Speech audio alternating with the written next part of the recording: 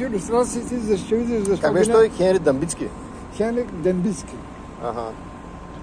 На Ботев се казваше комедията в две действия. Китайска комедия. Китайска комедия в две действия. Не знам дали ще излезе в това... Не, аз записвам разговора, в смисъл, че като се превръща. Изданието, което го има, е от 1948 година.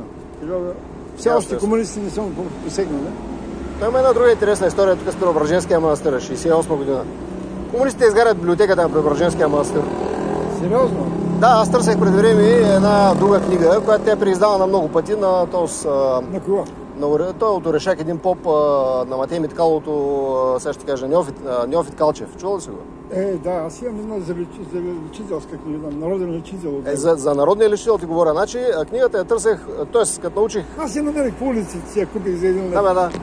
Аз като намерих историята общо взето за книгата, нали, поразрових, примерно да речем за какво става въпрос, има една хубава голяма статия общо взето за Левски имал, примерно да речем, израстваща рана явно след операцията. Такива работи дала.